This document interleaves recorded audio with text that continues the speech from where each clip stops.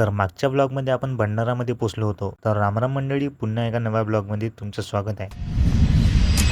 आणि आल्याबरोबर सगळे कामाला लागून गेले. आल्याबरोबर पटांगण झाडत होते आपले काका आणि मंदिराच्या अंदर पण गाद्या आणि चटया टाकून दिल्या. मग चिवड्या बनवायचा होता, पण आपण मुरमुरे कमी आणले म्हणून तिथल्या गावात जाऊन मुरमुरे घेतले आणि चिवडा बनवणं चालू झाला. आणि चिवडा बनवला आपल्या काकानी आणि चिवडा एवढा बढिया बनवला, मीच म्हणून नाही मोठे सुद्धा म्हणे चांगला बनवला. आणि चिवडा खाणं झालाच होता. इकडे आपल्या वहिनीनं गरम गरम चहा बनवला, मस्तपैकी चहा पिऊन पण घेतला आणि मग सगळ्या लेडीजनी स्वयंपाक बनवायला सुरुवात केली. एकीकडे भाजीपाला चिरणं चालू होता आणि दुसरीकडे चुलीवर गंज होते आणि स्वयंपाकला वेळ होता म्हणून आम्ही थोडं समोरच्या झाडाखाली जाऊन बसायचा प्लॅन केला. आपण आता चटई घेऊन चाललो आपण तिकडे सावलीमध्ये बसाले.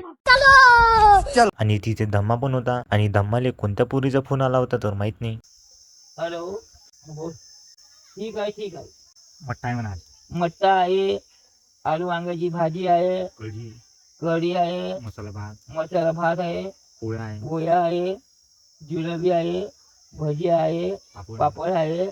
वो अलग ही लेवल का बंदा था. आणि या झाडाचं रहस्य ऐकून तर मीच विचारात पडलो. या झाडाच्या फांद्या जर जमिनीला लागल्या तर त्या पुन्हा नव्या झाडात रूपांतर होतात. आता हे खरं आहे का नाही ते तुम्ही या व्हिडिओमध्येच पहा आणि कमेंट करून नक्की सांगा तुम्हाला काय वाटते. आणि मग स्वयंपाक झाला का नाही ते पाहासाठी आलो तर इकडे पानगे बनवणं चालू होते. पानगेच नाही तर सगळा स्वयंपाक पण झालाच होता. आणि मग मस्त आपल्या हिरबाजी महाराजांची आरती करून घेतली, देवाला नैवेद्य पण दिला. मग फॅमिलीचा बढियापैकी एक आठवण म्हणून फोटो काढला.